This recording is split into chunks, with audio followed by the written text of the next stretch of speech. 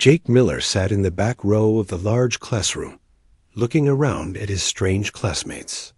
The Zephyrian Intergalactic Academy was nothing like the schools back on Earth. Here, students came from dozens of different planets and looked. Like creatures from his wildest dreams, back to his left sat a being made entirely of purple crystals. The Quartzian student's body caught the light and threw rainbow patterns across the walls. On his right, a cloud of green gas floated in a special containment suit.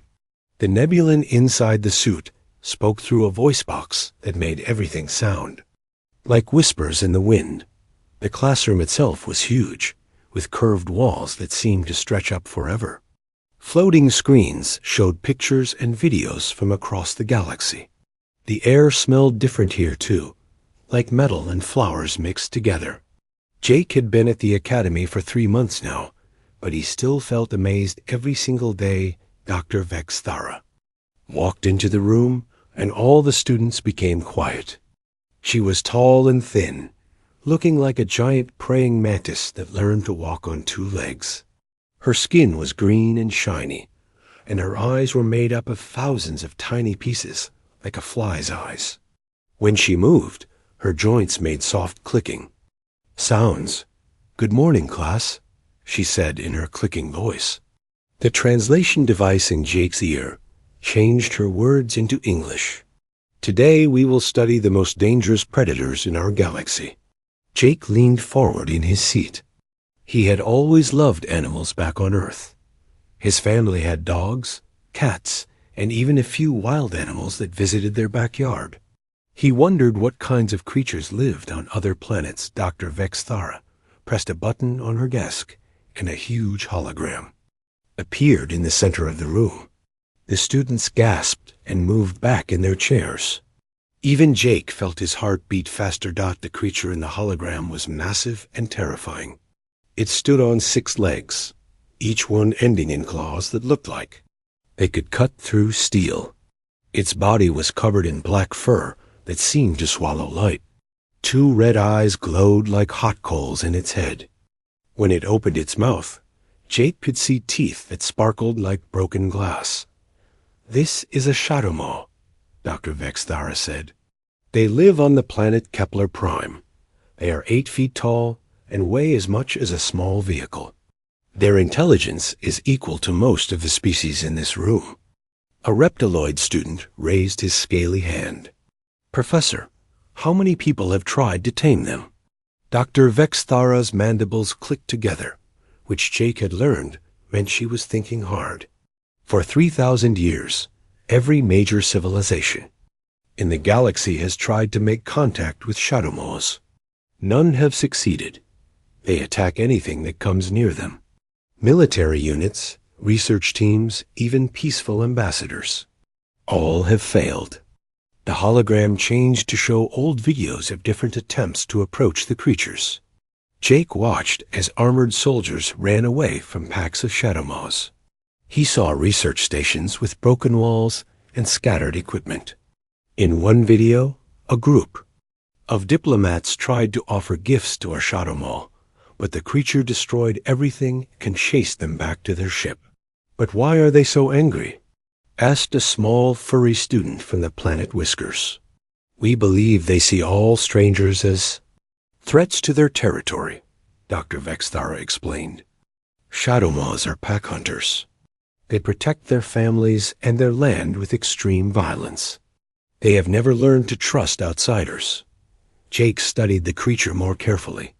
In the background of the videos, he could see other Shadowmaws watching from the trees. Some were smaller, probably young ones.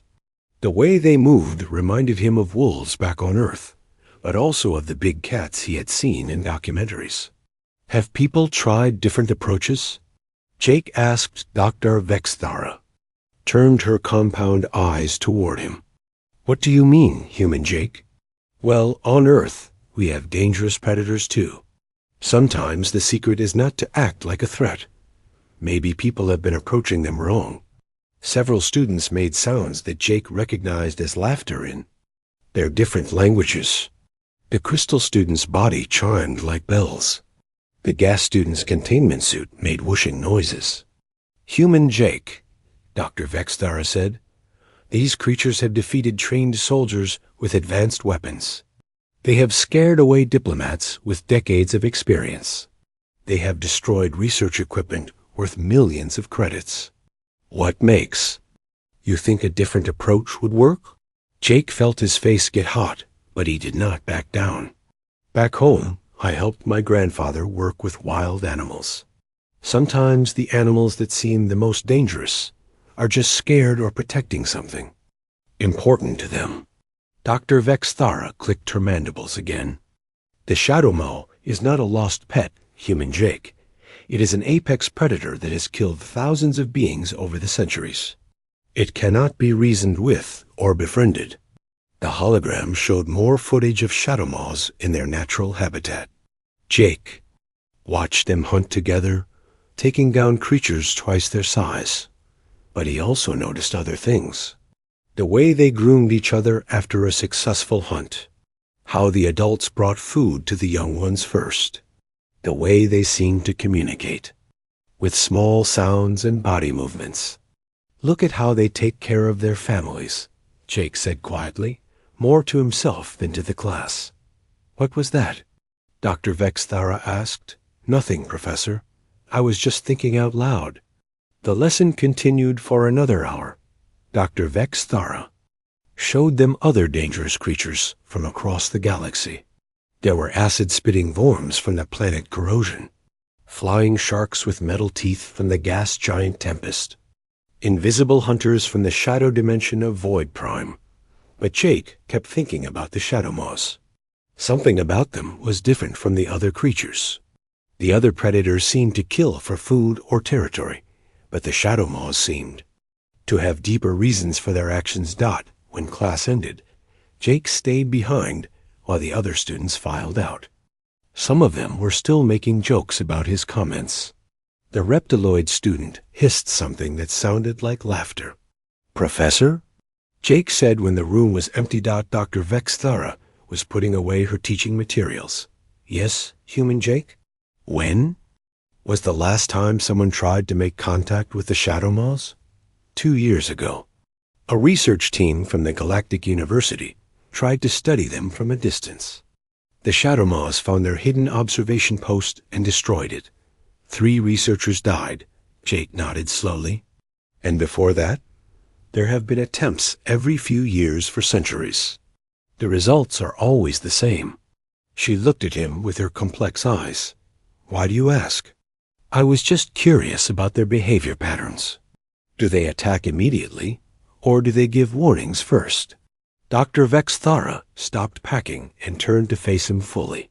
"Human Jake, I hope you are not thinking of doing anything foolish. The shadow maw is not a creature that can be understood or tamed. It is a killing machine that has evolved to be perfect at what it does." "I understand, Professor. I was just wondering about their psychology." "They have no psychology beyond hunt, kill, and survive. Do not let your human emotions cloud your judgment about these creatures." Jake nodded and gathered his books. As he walked toward the door, he heard Dr. Vexthara call after him. "Human. Jake, promise me you will not attempt to approach a shadow maw if you ever encounter one." Jake turned back and smiled. "I promise I will be careful, Professor." He left the classroom, but his mind was still full of images of the magnificent creatures. Something told him that there was more to the shadow maw story than anyone realized. 2 weeks after the lesson about shadow maws, Dr. Vexthara announced that the class would take a field trip to Kepler Prime. Jake felt excited and nervous at the same time. He would finally get to see the planet where the mysterious creatures lived. "We will be staying at the Northern Research Station," Dr. Vexthara explained to the class. "It is completely safe there. The shadow maws live in the southern part of the planet, far away from where we will be." Jake packed his bags carefully for the trip. He brought his regular clothes, his study materials, and his emergency supplies. At the last minute, he decided to pack his special container of earth blueberries. His parents had sent them in his Last care package, and he had been saving them for a special occasion. The blueberries were rare and expensive to ship across the galaxy. Jake had only eaten a few since receiving them, wanting to make them last. They reminded him of summer days back home, picking berries with his little sister in the woods behind their house. The transport ship was smaller than the Academy's main vessels. It could only hold about 30 passengers, so Jake's class was traveling alone with Dr. Vexthara and 2 other professors. The ship was designed for short trips between planets in the same solar system. Jake sat next to the window as they flew through space toward Kepler Prime. The planet looked beautiful from far away. It was covered in purple and green forests, with silver rivers running between tall mountains. 3 small moons circled around it, casting strange shadows on the surface. "It looks peaceful," said the small furry student from Whiskers. Her name was Luna, and she was studying to be a veterinarian. "Looks can be deceiving," replied the reptiloid student, whose name was SSK. "The most dangerous planets often look the most beautiful." As they got closer to the planet, Jake could see more details. The northern continent was covered in research. Stations and small cities built by different alien civilizations. The southern continent looked wild and untouched, with thick forests and deep valleys. "That is where the Shadowmaws live," Dr. Vexthara said, pointing to the southern continent. "No permanent settlements exist there. Only automated monitoring stations that send data back to the research facilities." The transport ship began its descent toward the northern research station. Jake pressed his face against the window, trying to see everything. The landscape below was unlike anything on Earth. The trees were tall and thin, with leaves that sparkled like jewels. Strange flying creatures soared between the branches. "Prepare for landing," announced the pilot, a blue-skinned being with 4 arms. But something went wrong. Jake felt the ship shake violently. An alarm started beeping throughout the cabin. The lights flickered on and off. Through the window, he could see smoke coming from one of the engines. "Emergency landing protocol activated," the pilot announced, his voice tense. "All passengers secure yourselves immediately." Jake grabbed his seat as the ship spun through the air. He could hear his classmates making frightened sounds in their different languages. The crystal student's body was flashing bright colors. The gas student's containment suit was shaking. Dr. Vexthara clicked her mandibles rapidly, which Jake knew meant she was very worried. "Everyone remain calm," she said, but her voice was not calm at all. The ship crashed through the tops of the crystal trees, branches scraping against the hull. Jake was thrown against his window as they hit the ground hard and slid across the forest floor for several hundred yards before finally stopping. For a moment, everything was quiet except for the sound of settling metal and small fires burning outside. Then the emergency lights came on, and everyone started talking at once. "Is everyone alive?" Dr. Vexthara called out. Jake checked himself for injuries. He had a few bruises and a cut on his arm, but nothing serious. Around him, his classmates were also examining themselves. Luna had a hurt paw, and SSK had lost some of his scales, but everyone seemed to be okay. "Where are we?" asked the crystal student. The pilot was checking his instruments with all 4 hands. "According to the navigation system, we crashed in the southern continent. We are approximately 50 miles from the research station." Jake felt his stomach drop. The southern continent. Shadowmaw territory. Dr. Vexthara made a sound like breaking glass, which meant she was very upset. "How long until rescue arrives?" "I activated the emergency beacon when we started having engine trouble," the pilot said. "But rescue ships will need at least 6 hours to reach us. Maybe more if the weather gets bad." 6 hours, Dr. Vexthara repeated. In Shadowmaw territory, the students began to panic. Luna started crying in high-pitched squeaks. The gas student was making whirlwind patterns in his containment suit. Even Sksk who usually acted tough, was hissing nervously. Jake looked out the window at the alien forest. The trees here were different from the ones in the north. They were thicker and darker, with black bark that looked almost like scales.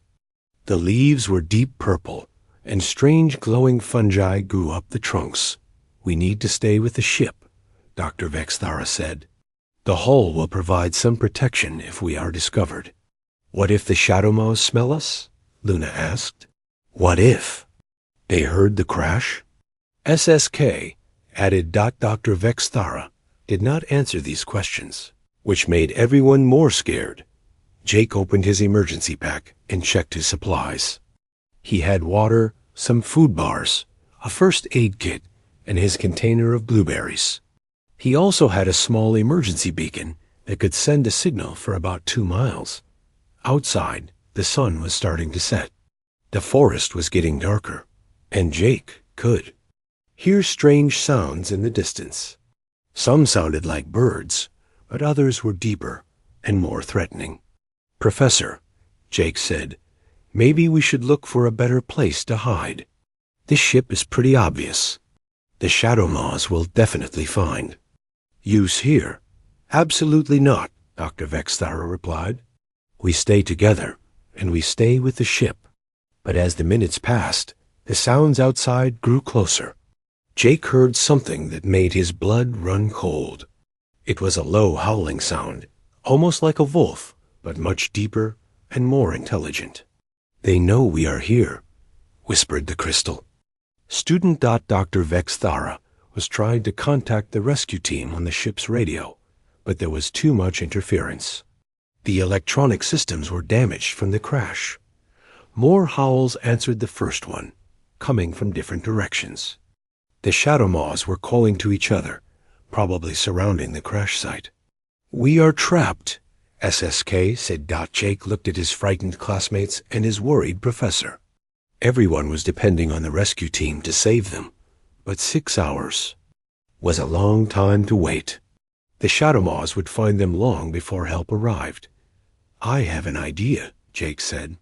"No," Dr. Vexthara said immediately. "Whatever you are thinking, the answer is no.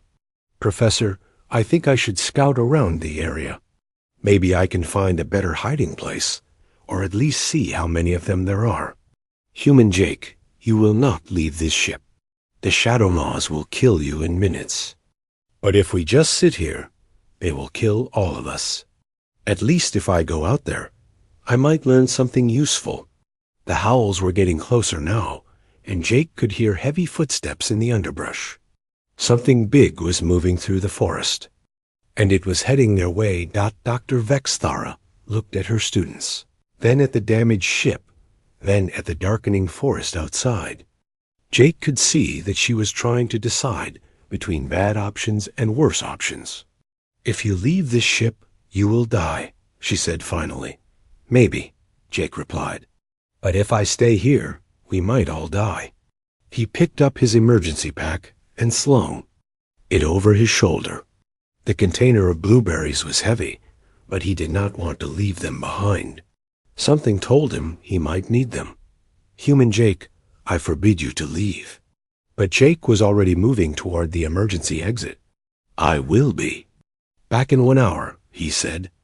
"If I do not return, seal the ship and wait for rescue." He opened the hatch and dropped down to the forest floor.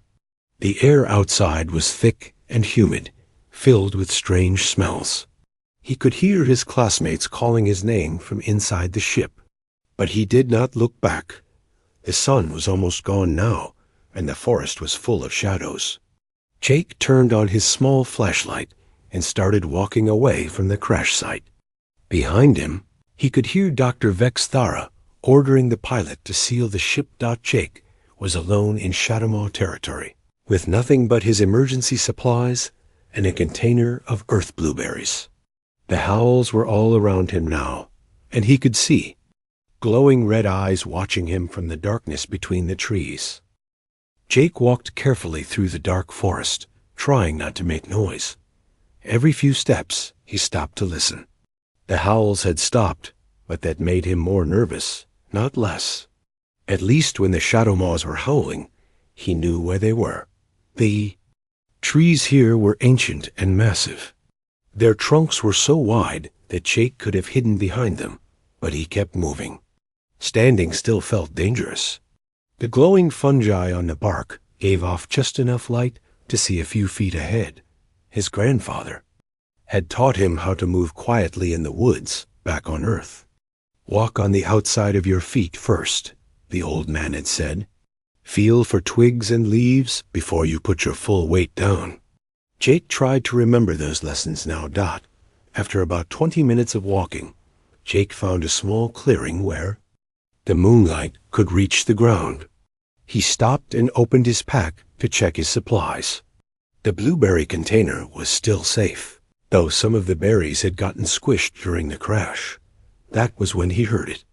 A soft sound like breathing, but much larger than any human could make. Jake froze and slowly turned his head at the edge of the clearing. Two red eyes stared at him from the shadows. They were about 4 feet off the ground and spaced far apart. Even in the darkness, Jake could see the outline of something huge. The shadow maw stepped into the moonlight, and Jake got his first real look at one. It was even more impressive than the holograms had shown. Its black fur seemed to absorb light, making it look like a living shadow. The muscles under its skin moved like liquid metal. Its 6 legs ended in claws that could probably cut through the ship's hull. But the most striking thing about the creature was its intelligence. Jake could see thinking happening behind those red eyes. This was not just a mindless predator. This was a being that could reason and plan. Jake remembered what his grandfather had taught him about meeting wild animals. "Never run unless you are sure you can get away," the old man had said. "Running triggers their hunting instincts. Instead, make yourself smaller and less threatening." Slowly, Jake sat down on the ground. He kept his hands visible and tried to control his breathing. His heart was pounding so hard, he was sure the shadow maw could hear it. The creature tilted its head, like a dog trying to understand a new sound. It took a step closer, then stopped. Its nostrils flared as it smelled the air around Jake. Jake realized that he smelled different from any other being the shadow maw had encountered. Humans were new to this part of the galaxy.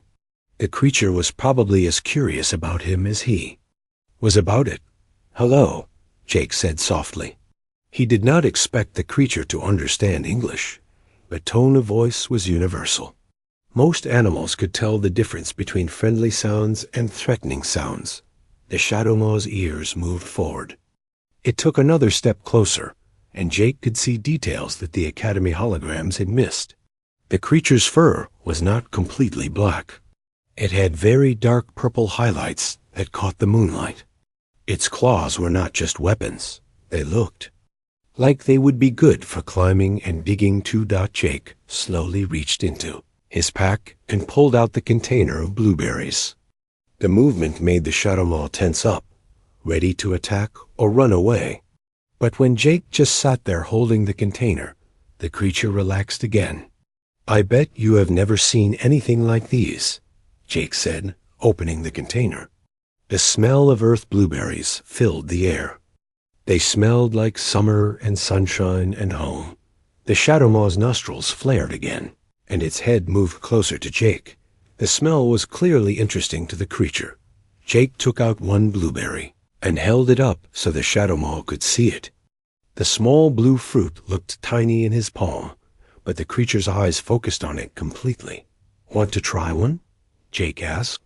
He tossed the berry gently, so it landed about halfway between him and the shadow maw.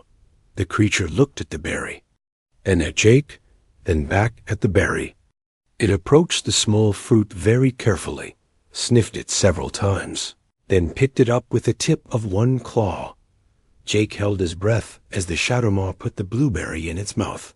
For a moment, nothing happened. Then the creature's eyes widened, or at least they seemed to get brighter. It chewed slowly, as if savoring the taste.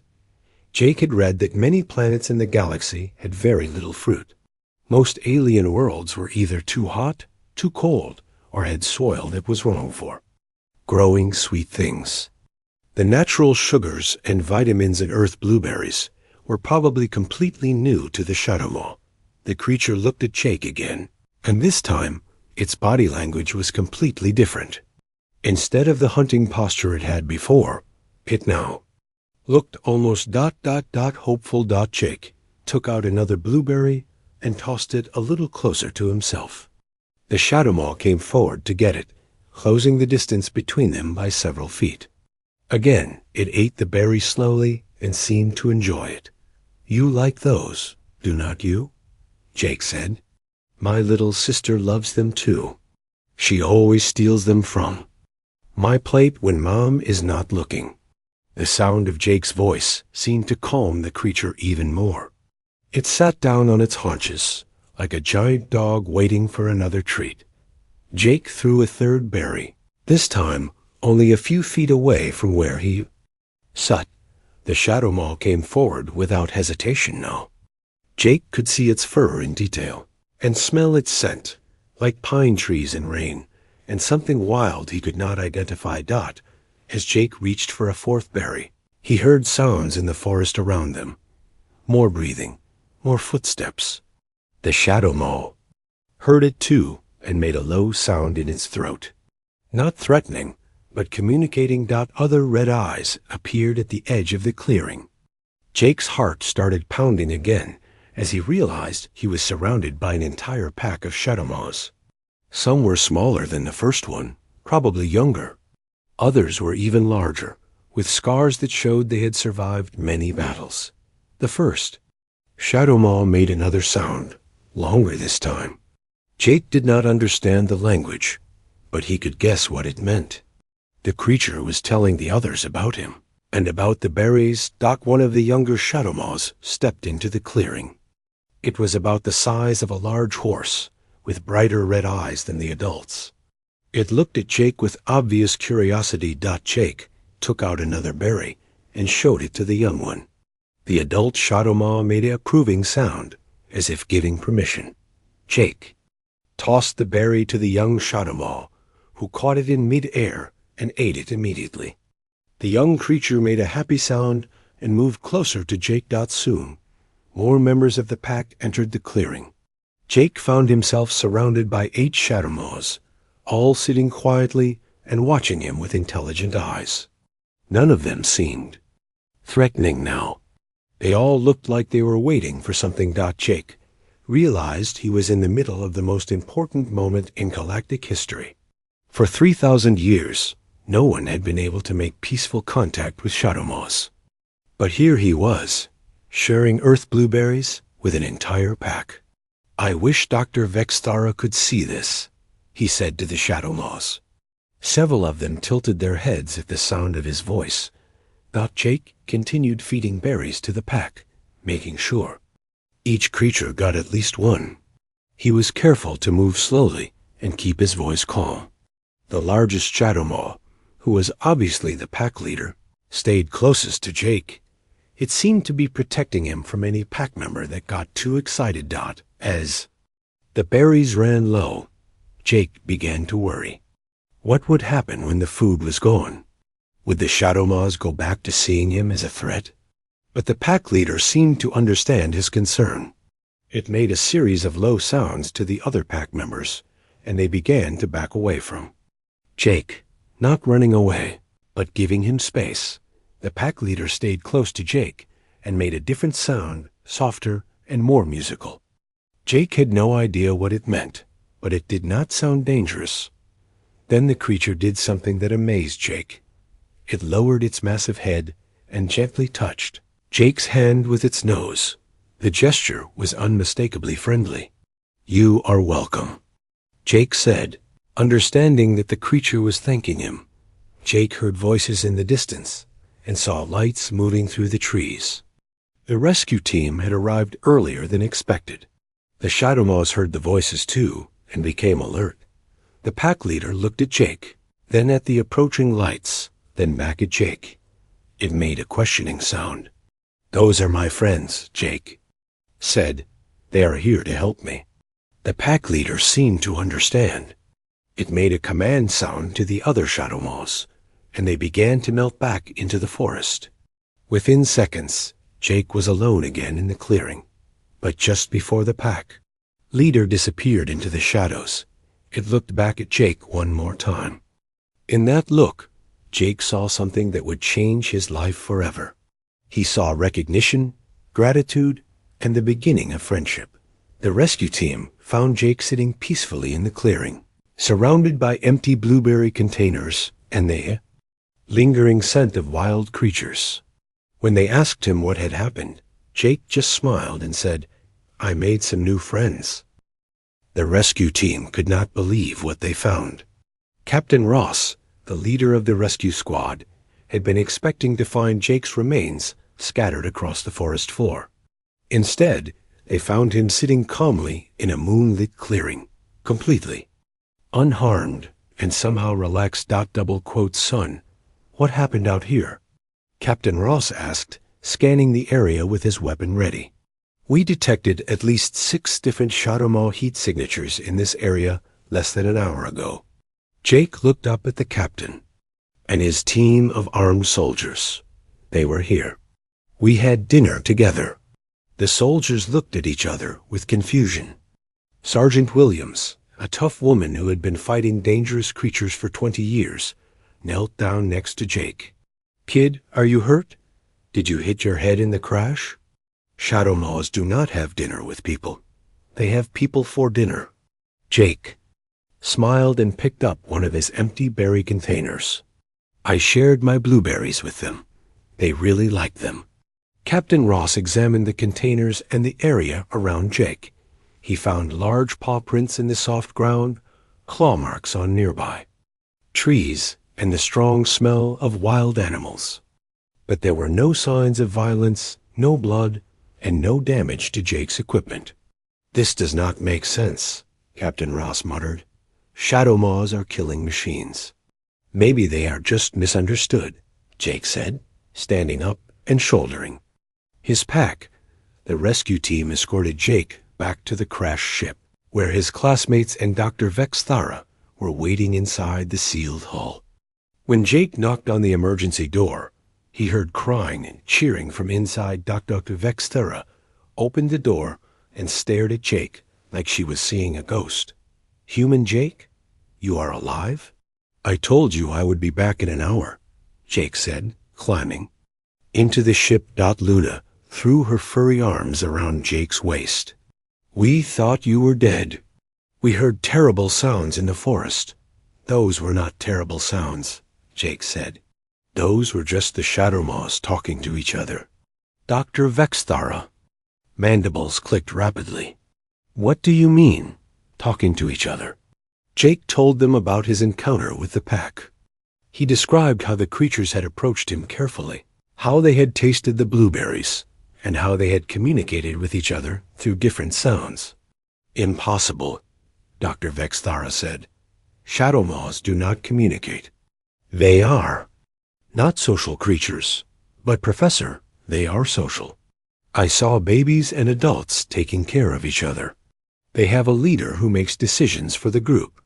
They even said thank you when I shared my food with them." SSK made a hissing sound of disbelief. "Shadow maws do not say thank you. They say kill and eat." Captain Ross, who had been listening to the conversation, spoke up. "Kid, I have been dealing with dangerous creatures for 30 years. I have never seen anything like what we found tonight. Those paw prints around you were definitely from a full pack, but there was no sign of aggression anywhere." The rescue team helped everyone transfer to their ship for the flight back to the research station. During the trip, Jake kept thinking about his encounter with the shadow maws. Something important had happened in that clearing, something that changed everything people thought they knew about these creatures. When they arrived at the research station, word of Jake's survival had already spread. Scientists and researchers crowded around him, asking dozens of questions. Most of them did not believe his story. Dr. Marcus Thompson, the head of xenobiology research on Kepler Prime, interviewed Jake for 3 hours. He was a serious man with gray hair and skeptical eyes. "Young man, I have been studying shadow moths for 15 years. I have read every report, watched every video, and analyzed every attack. These creatures are not capable of the behavior you describe. But I was there," Jake said. "I saw how they acted. They were curious about me, not angry. Then why have they killed every other person who tried to approach them?" Jake thought about this question for a long time. Maybe because everyone else was trying to control them or study them. "I was just trying to share my food." Dr. Thompson made notes on his tablet. Food sharing is a complex social behavior. It requires trust, communication, and empathy. Shadow moths do not possess these qualities. "How do you know?" Jake asked. "Has anyone ever tried to give them food before?" Dr. Thompson paused in his note-taking. "Well, no. Previous contact attempts focused on establishing dominance or capturing specimens for study. Maybe that was the problem," Jake said. The next morning, Jake asked Dr. Vex Thara if he could return to the crash site. She immediately said no, but Jake was persistent. "Professor, what if I am right? What if shadow moths are not the monsters everyone thinks they are? Do not we have a responsibility to find out the truth?" Dr. Vex Thara considered this for a long time. Finally, she agreed to let Jake return to the forest, but only with a full research team and heavy security. The expedition included Dr. Thompson, Captain Ross, 6 armed guards, and recording equipment to document everything. Jake also brought 3 more containers of blueberries that he had convinced the station cafeteria to prepare using earth fruit synthesis technology. They found the clearing easily by following Jake's footprints from the night before. The shadow mole paw prints were still there, along with the claw marks and the scent of wild animals. "Set up the cameras," Dr. Thompson ordered. "If anything happens, I want it recorded." Jake walked to the center of the clearing and sat down, just like he had the night before. The research team stayed at the edge of the forest, weapons ready. For the first 30 minutes, nothing happened. Dr. Thompson began to look smug, as if he had proven that Jake's story was not real. Then Jake heard a familiar sound. A low, musical call from deep in the forest. The same sound the pack leader had made when saying goodbye. "They are coming," Jake said quietly. The research team tensed up as red eyes appeared in the shadows around the clearing. Dr. Thompson started to speak, but Captain Ross motioned for silence. The pack leader emerged from the trees, moving slowly and carefully. It looked at Jake, then at the armed humans at the edge of the clearing. Jake could see the creature calculating whether this was a trap. "It is okay," Jake said softly. "They are here to learn, not to hurt you." The pack leader approached Jake cautiously. When it reached him, it lowered its head and touched Jake's hand with its nose. Just like the night before, Jake opened one of the blueberry containers and offered the fruit to the creature.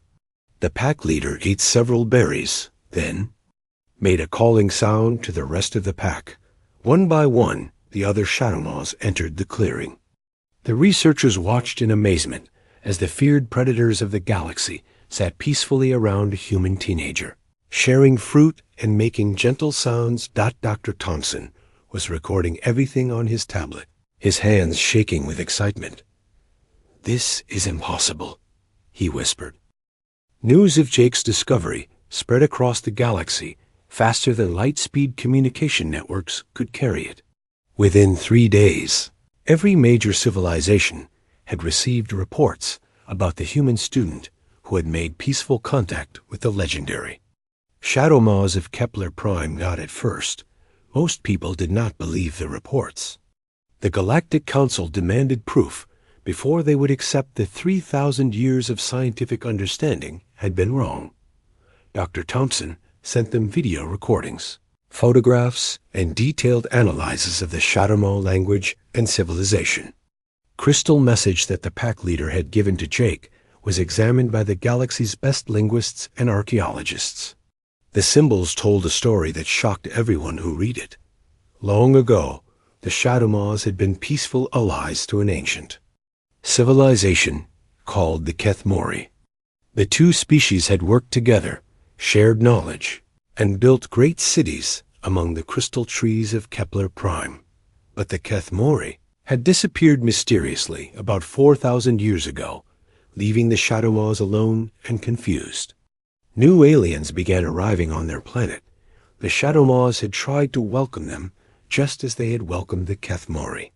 But these new visitors came with weapons and capture devices. They saw the Shadowmaws as dangerous animals instead of intelligent beings.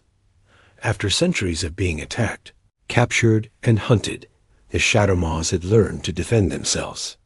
They began attacking any strangers who entered their territory, believing that all outsiders were threats to their families and communities. "We created our own enemy," Dr. Vexthara said when she read the translation. "Our fear and aggression taught them to fear and attack us." Jake found himself at the center of a galactic controversy. Some scientists praised him as a hero who had solved one of the galaxy's greatest mysteries. Others criticized him for taking dangerous risks that could have gotten his entire class killed. The Galactic Council called for a formal hearing to decide what should be done about the Shadowmaw situation. Representatives from dozens of worlds gathered to debate whether peaceful contact should be attempted or whether Kepler Prime should remain off-limits. Jake was invited to speak at the hearing. He had never been so nervous in his life as he stood before the assembled leaders of galactic civilization. "Honorable representatives," Jake began, "I am just a student. I do not have advanced degrees or decades of experience, but I have something that I think has been missing from our approach to the Shadowmaws. I have respect." He told them about his encounter with the pack, about sharing berries in the moonlit clearing, and about visiting the Shadowmaw settlement.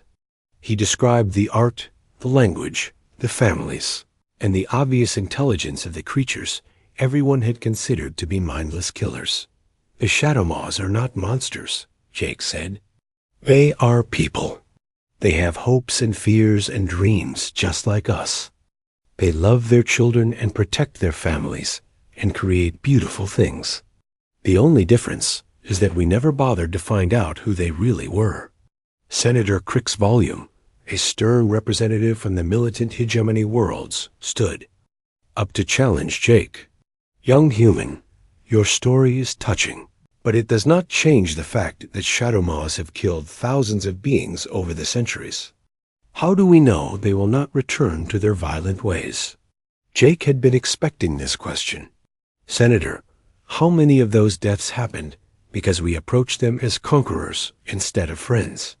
Every military expedition, every capture attempt, every research mission that treated them like animals instead of people.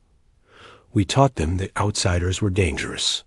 He held up the crystal message from the pack leader. "This says that they want peace. They want to return to the friendship they had with the Kethmori.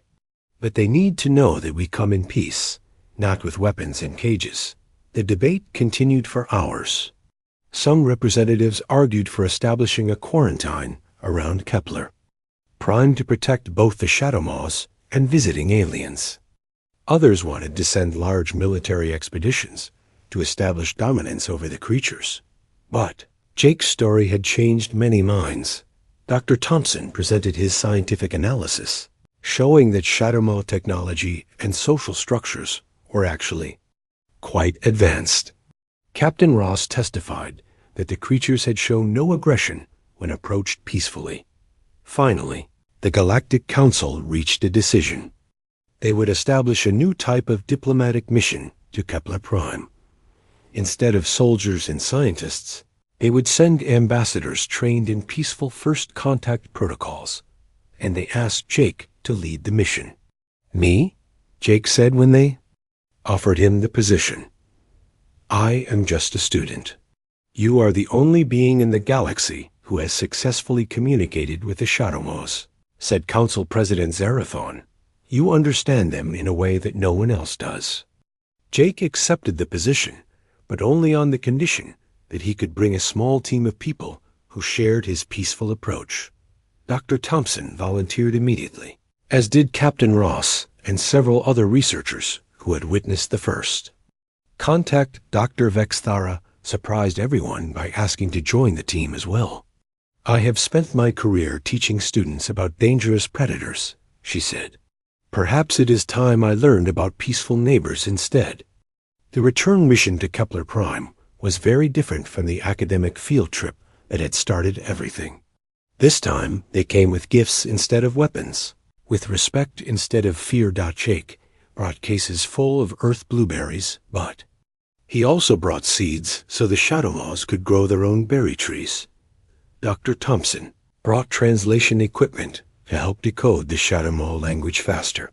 Captain Ross brought medical supplies in case any of the creatures needed help.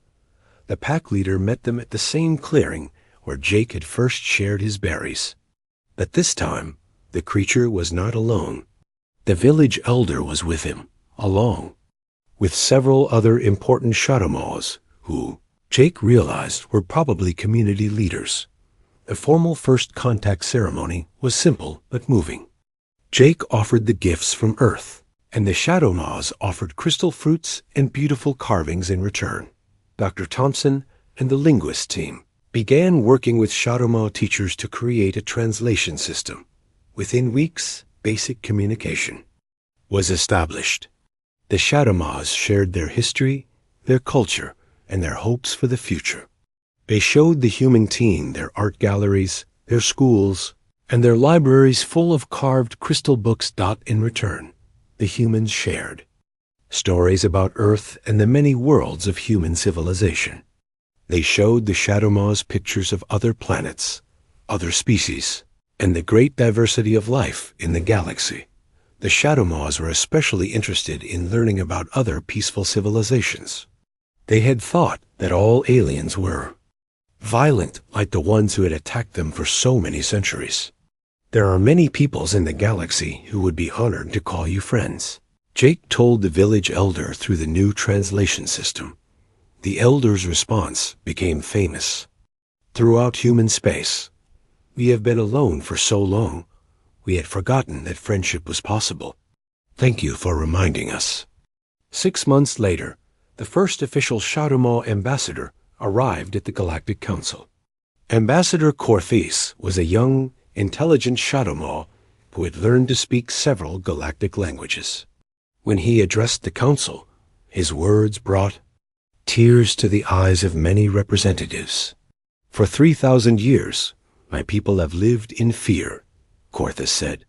"We forgot how to trust, how to hope, how to dream of a future beyond survival."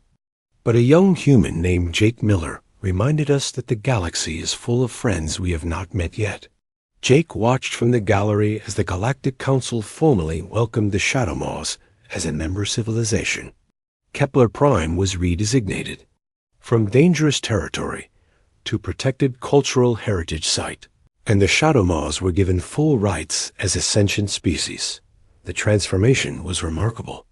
Within a year, shadow moth artists were displaying their crystal carvings in galleries across the galaxy. Shadow moth teachers were sharing their knowledge of sustainable agriculture and environmental harmony. Shadow moth engineers were helping to design better spacecraft that worked in harmony with natural systems instead of fighting against them. Jake finished his studies at the Intergalactic Academy and was offered positions at universities throughout human space. But he chose to return to Kepler Prime as the permanent human ambassador to the shadow moth civilization. He built a small house on the edge of the main shadow moth settlement, where he continued his work of fostering understanding between species. His blueberry garden became a symbol of the friendship between humans and shadow moths, and young beings from both species often played together under the berry bushes. Dr. Vexthara visited Jake on the anniversary of first contact. She found him teaching a group of young shadow moths how to tend earth plants while a group of human children learned shadow moth writing techniques. "I was wrong about you, human Jake," she said, watching the children work together. "I thought you were being foolish when you wanted to approach the Shadowmaws differently." Jake smiled as he watched a human girl and a young Shadowmaw work together to plant a new blueberry bush. "Professor, I think you taught me the most important lesson, even if you did not mean to." "What lesson was that?" "You showed me what happens when we let fear decide how we treat others. I decided I would rather let curiosity and kindness make those decisions,